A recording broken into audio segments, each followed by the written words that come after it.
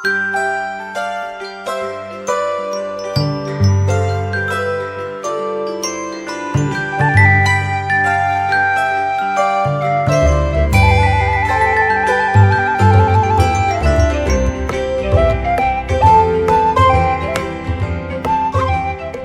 pagi sahabat GPIB yang dikasihi Tuhan. Shalom, saya Pendeta Karen Erina Puimera, Pendeta Jemaat di GPIB, Jemaat Immanuel Semarang, Pospelkes Astogusti, Desa Toko Purwodadi, dan Pospelkes Aletea Dempel Rejo Kendal hadir untuk menemani saudara sahabat GPIB sekalian di Morning Call edisi Kamis 22 Januari 2026. Sebelum kita memulai aktivitas kita di hari ini, saya mengajak sahabat GPIB sekalian untuk disegarkan kembali oleh firman Tuhan yang senantiasa menjadi penuntun kehidupan kita. Maka dari itu, sebelum kita membaca dan merenungkan firman Tuhan, mari kita bersatu hati di dalam doa, memohon bimbingan Roh Kudus. Kita berdoa. Kami mengucap syukur Tuhan untuk kebaikan-Mu. Kami mengucap syukur untuk pagi hari yang Tuhan karuniakan kepada kami. Dan di saat ini Tuhan, kami akan membaca dan merenungkan firman-Mu. Mohon kuasailah hati dan pikiran kami supaya kami dapat memahami dan terlebih dapat melaksanakan firman Tuhan dalam kehidupan kami hari lepas hari. Berbicaralah ya Tuhan, berfirmanlah. Kami siap mendengarkannya. Di dalam nama Tuhan Yesus Kristus kami berdoa dan bersyukur. Amin. Sahabat GPIB, firman Tuhan hari ini kita baca dari Kisah Para Rasul pasal 18 ayat 24 dan 25. Kisah Para Rasul pasal 18 ayat 24 dan 25. Saya akan membacakannya bagi kita sekalian. Firman Tuhan menyatakan, sementara itu datanglah ke Efesus seorang Yahudi bernama Apolos yang berasal dari Alexandria. Ia seorang yang fasih berbicara dan sangat menguasai kitab suci. Ia telah menerima pengajaran tentang jalan Tuhan. Dengan bersemangat ia berbicara dan dengan teliti ia mengajar tentang Yesus. Tetapi ia hanya mengetahui baptisan Yohanes. Demikianlah firman Tuhan, terpujilah Tuhan Yesus Kristus. Haleluya. Sahabat GPIB yang terkasih, ada peribahasa yang mengatakan padi semakin berisi, semakin merunduk.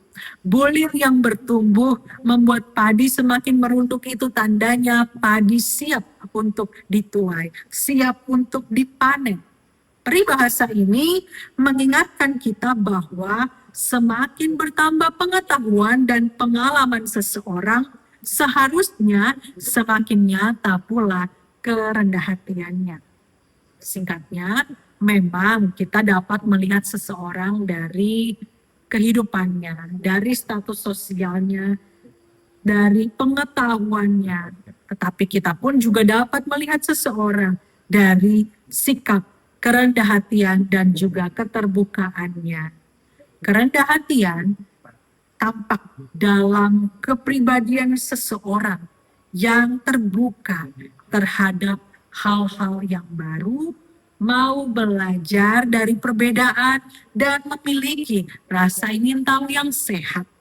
Rendah hati bukan berarti merasa rendah diri, merasa diri tidak tahu apa-apa dan lain sebagainya, tidak mampu, melainkan sikap mau menerima keterbatasan tanpa menghilangkan, tanpa meniadakan potensi, karunia, secara khusus talenta yang Tuhan anugerahkan kepada kita. Dengan kerendah hatian kita menyadari bahwa kita tidak mengetahui segala sesuatu. Dan justru disitulah kita terus dikejutkan oleh kebaikan serta penyertaan Tuhan dalam kehidupan ini. Demikian pula dengan Apolos. Ia dikenal luas di kalangan orang Kristen mula-mula sebagai seorang Yahudi dari Alexandria, dari wilayah Mesir. Sebuah kota besar dalam Kekaisaran Romawi dan pusat penting dari komunitas orang Yahudi. Apolos adalah pribadi yang fasih berbicara, berpendidikan, dan sangat mengenal kitab suci. Dia sangat menguasai kitab suci. Namun keistimewaannya tidak berhenti pada kecerdasannya, pada pengetahuannya semata.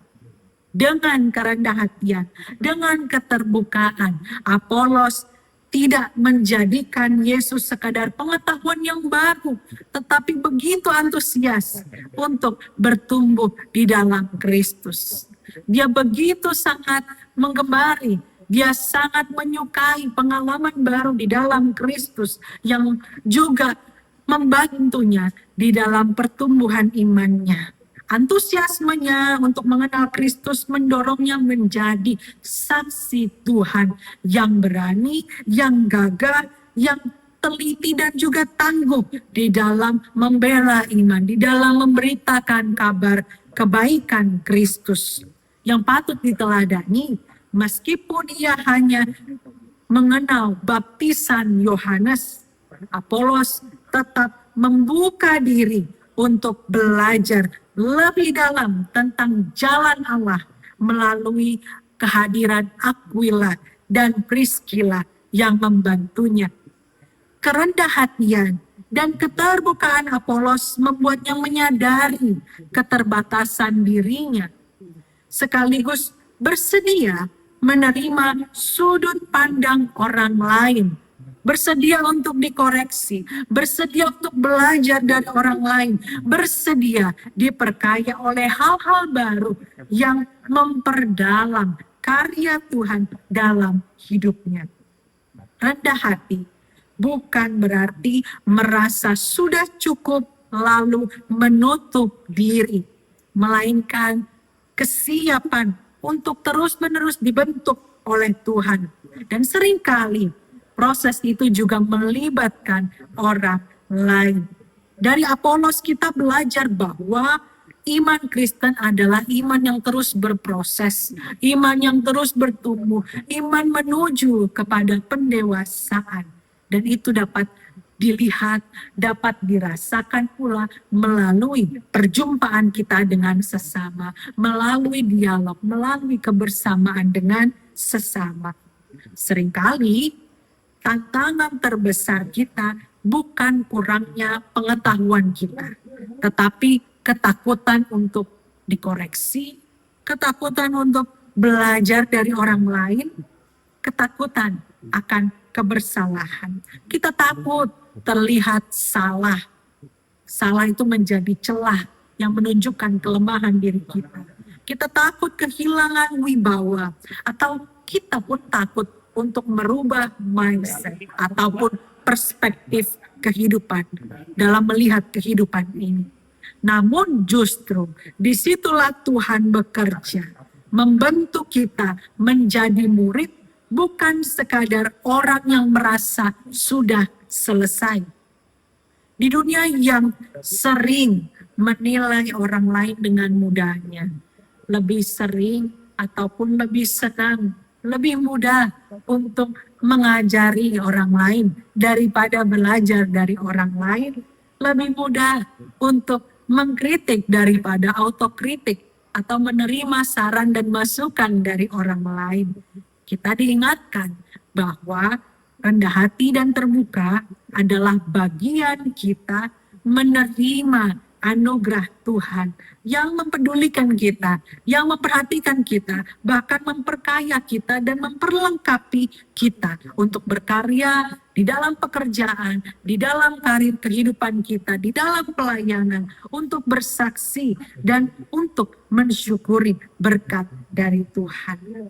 Supaya kehidupan kita, kehadiran kita di dunia ini terus-menerus dapat dimampukan untuk bersaksi, terus-menerus belajar, bertumbuh, serta beriman di dalam Tuhan Yesus Kristus. Siapkah kita untuk rendah hati dan terbuka untuk menerima berkat penyertaan, pengalaman baru, pengajaran baru yang Tuhan sediakan di dalam jalan kehidupan kita? Demikianlah perenungan kita pada hari ini. Amin. Jemaat yang dikasihi Tuhan, sahabat GPIB dimanapun dimanapun saudara berada, mari kita bersatu di dalam doa. Kita berdoa. Tuhan, kami mengucap syukur, firman-Mu sungguh mengingatkan kami untuk terus-menerus bersandar pada Tuhan, bukan bersandar pada pengetahuan diri kami sendiri.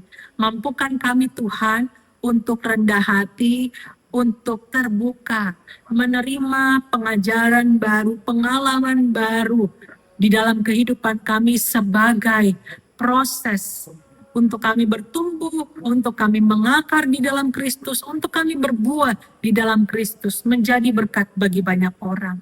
Mampukan kami Tuhan untuk rendah hati dan terbuka, supaya melalui kehidupan kami, nama Tuhan dipuji dan dimuliakan.